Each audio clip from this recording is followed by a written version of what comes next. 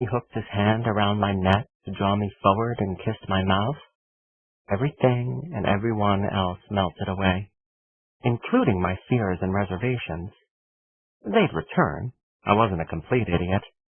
But I decided to take my own advice and live in the moment. No questions, no regrets.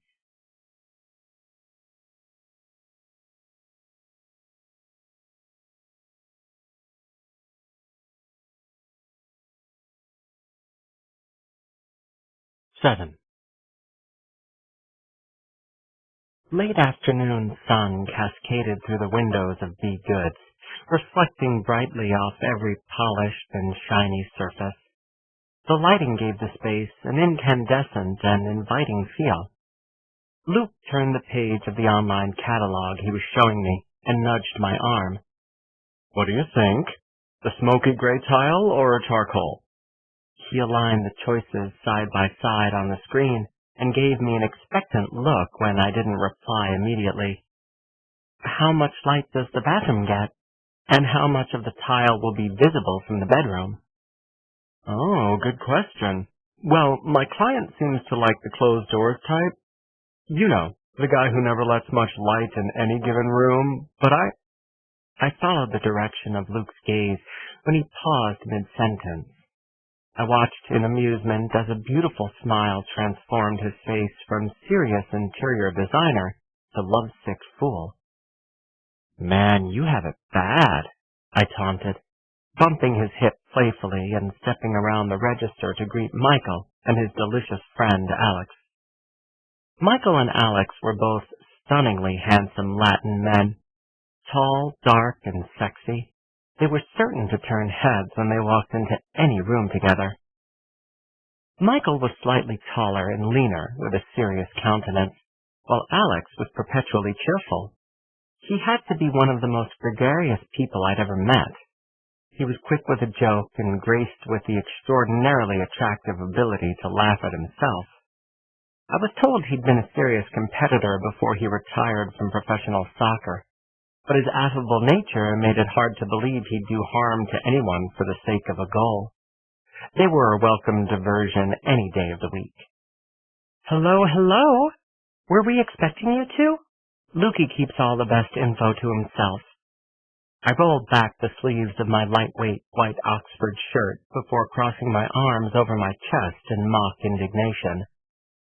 Alex let out a hearty chuckle before throwing his arms around me, trapping me in a big bear hug before planting a wet kiss on my cheek.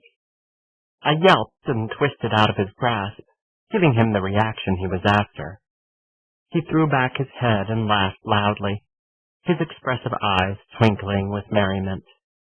Luke had played a half-hearted attempt at matchmaker when he first introduced Alex to me, but I think it was obvious we simply weren't each other's type.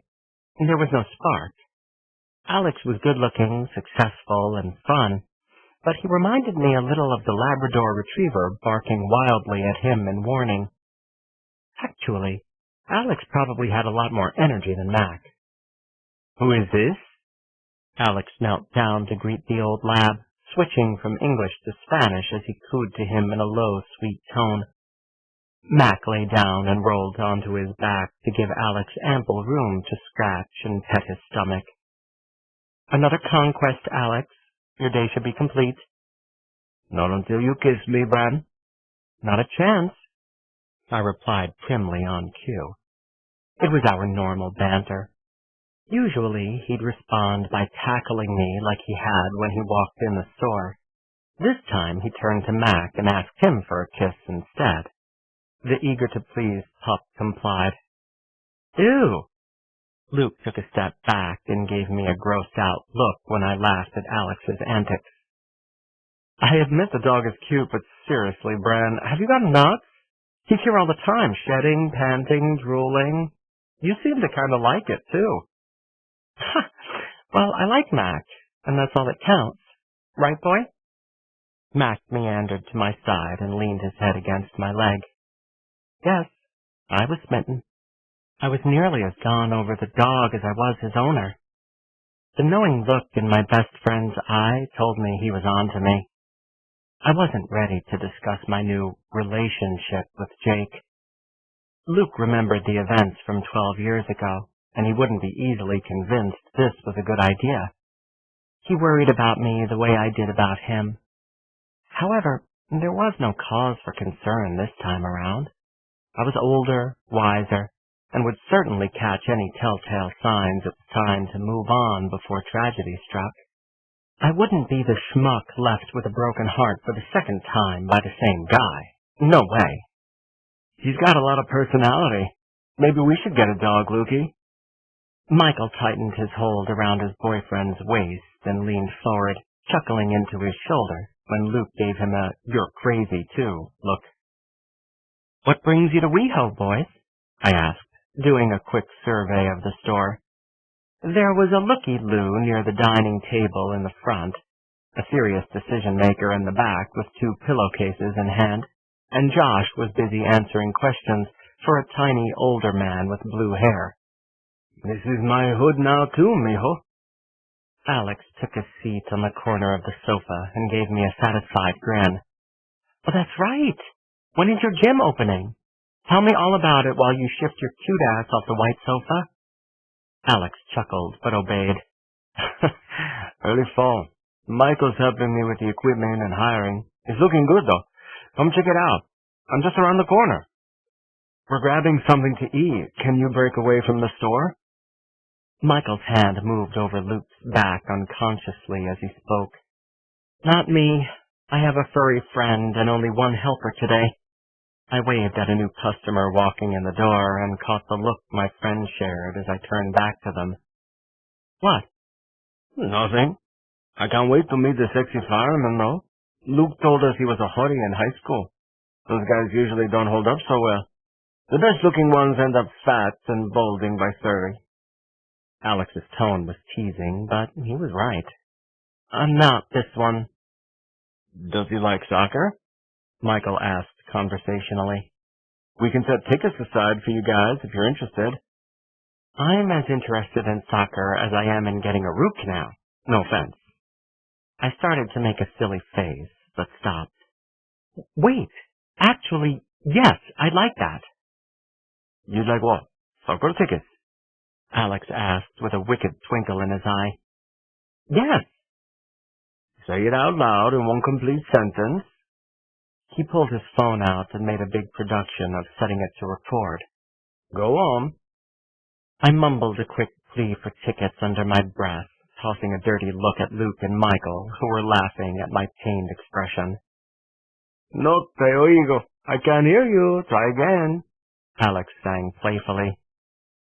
Will you please set aside 2 tickets to a soccer game, asshole? I repeated through my teeth. Only slightly better. One more time. Who are they for? State your name, fuck off, and never mind. I don't want your crap.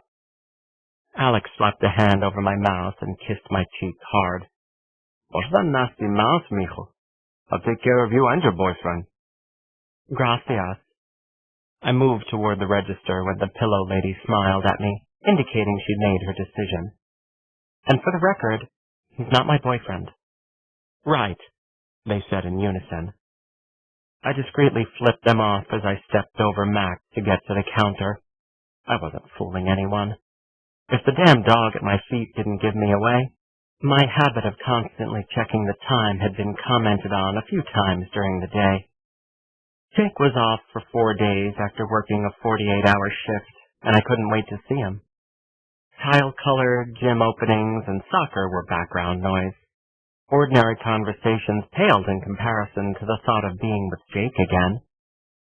I had no right to tease Luke for being starry-eyed over Michael. At least they were a solid couple.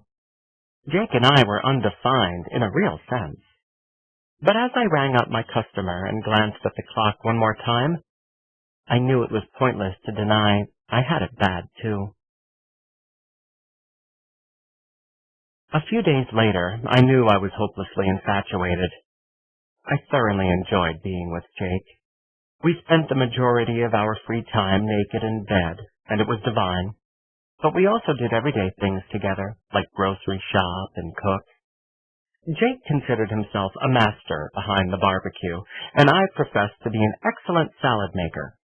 We pooled our talents and brought our simple feast of barbecued chicken and quinoa salad outside to enjoy al fresco in my backyard under a bright red umbrella. The early summer evening was balmy and clear, perfect for outdoor dining. I stole surreptitious glances at Jake, trying to convey a casual interest as he snuck bits of food to the dog at his feet. He could give Mac the whole platter for all I cared. I just wanted to stare at him. Not in a creepy way. In an I can't believe we were giving each other blowjobs 15 minutes ago, and please don't let me be dreaming way. I willed myself to bask in the simple pleasure of good food and wine, a handsome lover at my side, and a dog begging for scraps between us. It was preferable to thinking about not seeing him for the next few days. Is he supposed to be eating meat? I was online the other... Babe, he's 91 in people years. We don't want to kill all his fun. Right, Mac? Mac's ears perked up comically as he raised a paw and set it on Jake's knee. I could have sworn he smiled, too. I don't want to ruin anyone's fun. You're in charge. Jake waggled his eyebrows suggestively, and we both cracked up. I picked up my wine glass and swirled the burgundy liquid thoughtfully as our laughter faded. I was learning to appreciate occasional silences. It was refreshing to be in someone's company and not feel the need to fill the void with innocuous dialogue. Until the burning question in my head threatened to choke me, I set the glass aside and took a deep breath. Can I ask you something? Jake smiled as he leaned back leisurely in his chair with one arm resting on the table. Of course. I didn't speak right away. I was trying to formulate the best way to pose my question. It came up blank. Did you... I sighed heavily and tried again. I'll never bring it up after this one teensy question, but I'm curious. This feels nothing like 12 years ago. Do you notice it too? Jake cocked his head to one side, eyeing me with a kind but cautious expression. Yeah, I do. He leaned forward and brushed his thumb against my mouth before sitting back to observe me. We had no clue what we were doing back then. I let out an amused chuckle at what was truly the understatement of the century. I don't think about those times in a sexual way. I tend to think about...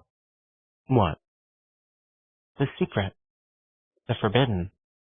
It was necessary then, I get it. But I've romanticized it over the years. Weird, huh? No. I know what you mean. I hope you aren't offended, but I like the way things are now. Being a teenager was hard enough without sex. He gave a self-deprecating half-laugh. The secrecy was too hard for me. Having lived in a closet for a short time, I can honestly say I prefer being out. The coming out process almost killed me, literally, but as the saying goes, what doesn't kill you makes you stronger. We let the sounds of summer evening take over in a silent agreement to leave the past behind. Crickets chirped as a gentle breeze rustled the palm fronds in my next-door neighbor's yard, and jazz played softly on the outdoor speakers. I love summertime. I hiked my feet over Jake's knees and wiggled my toes while I waited for him to continue. When he didn't, I dug a heel into his thigh. He snatched my foot deftly in one hand before giving in to my silent request for a massage, but he remained silent. Why do you love summer? I prodded. Popsicles? Swimming all day? Staying up late at night? Jake chuckled. Yes, to all of the above. But it seems like the one time of year you have more opportunity to make things happen. More daylight equals more fun, you know? Yeah, I guess. I like fall better. The changing seasons are my favorite. I love the crispness in the air.